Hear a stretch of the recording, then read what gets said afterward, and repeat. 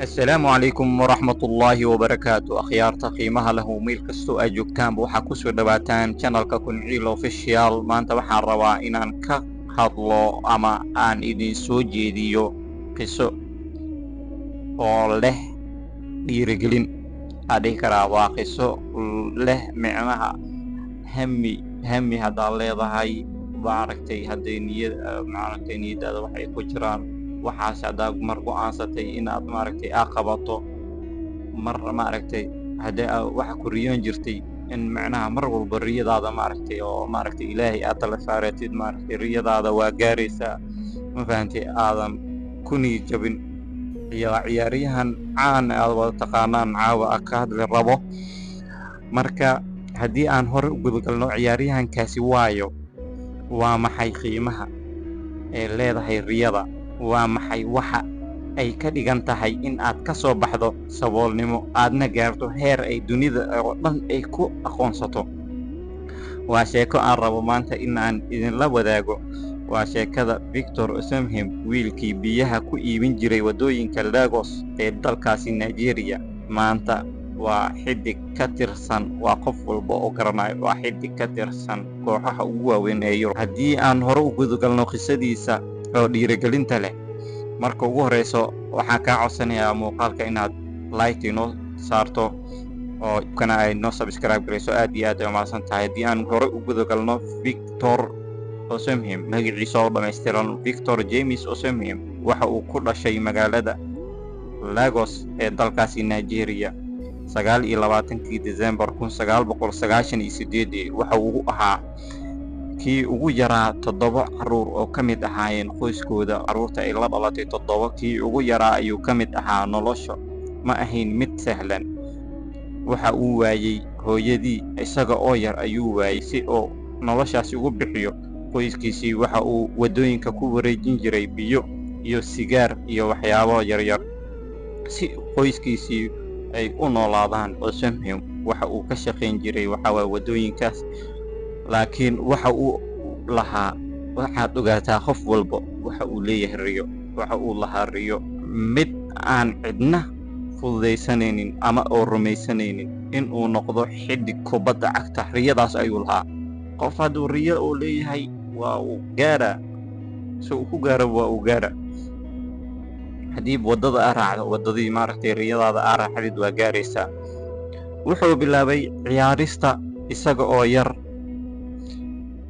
kubadda cagta dhulka dhoobooyinka badda oo wadooyinka waxyaabahaas ku ciyaari jiray laakiin kartidiisii waxaa indhaha ay saareen tababarayaal maxalli oo kooxo leh ayaa indhaha ku qabteen kooxahaasi waxaa ka mid ahaa Ultimate Striker Academy naadi lagu magacaabo ayaa ka mid ahayd waa ay qaateen kadib meeshiisii ayuu ku ifbaxay sanadka waxaa fursadiisii ugu weyneed ee ka timid sanadka markuu ahaa 2015 sanadkaasi ayaa fursad ugu imaaday waxa 17kii macnaha da'yarada ee dalkaasi Nigeria ayaa laga xushay dadkii ugu fiicnaa ayuu ka mid ahaa sanadkaasni waxaa koobkaasi lagu martigelinayay dalka Jili ayaa lagu martigelinayay markaas kadib koobkaas ayuu ka qayb qaatay Osimhen waxa uu ka dhaliyay isla koobkaasi 10 gool isaga oo noqday xidigii ugu goolasha badnaa waxa uuna ku guuleystay Golden Boot-ka ayuu ku guuleystay iyo Silver Ball-ka isla sanadkaasi 2015 nasiib wanaag fiiri koobkaasi oo ay dunida oo dhan ay ogeed magaciisa ayuu dunida oo dhan oo baray kadib waxaa indhaha ku wada qabtay kooxaha Yurub waxaa la xiriiriyay kooxo badan waxa uu ka doortay naadiga Wolfsburg ee ka dhisan dalkaasi Jarmalka ayuu ka doortay laakiin durbadiiba meeshaasi waxaa caqabado ayaa ugu imaadeen oo dhaawacyo ayaa hareeyay kooxdaasi wax badan uma qabanin kadib waxay iskaga dirtay amaah ay iskaga dirtay kadib waxaa amaah ku qaadatay naadi ka dhisan dalkaasi Belgium-ka Charlion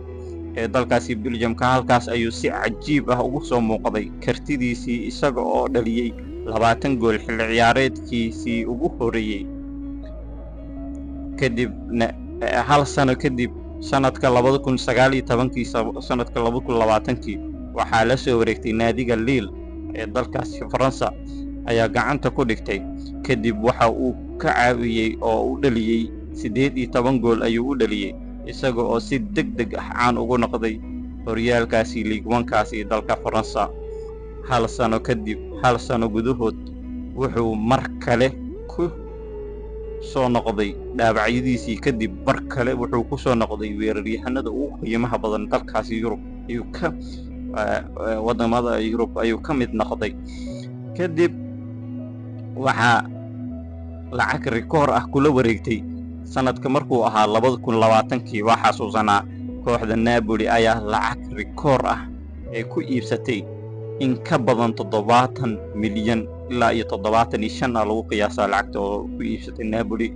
waxa uu noqday ciyaaryahankii Afrikaan ah. Shufiri taariikh meel uu ka galay, waa ciyaaryahankii ugu horeeyey ee Afrikaan ah ee lacagtaasi lagu iibsado. waqtigaas ayuu ka mid noqday. wuxuu xilli ciyaareedka 2020 marka laga soo tago 2022-2023 Napoli ka caawiyey in ay ku guuleystaan Serie A tan iyo markii Diego Armando Maradona 1990 ayaa ugu dambeysay naadiga Napoli in ay ku guuleysato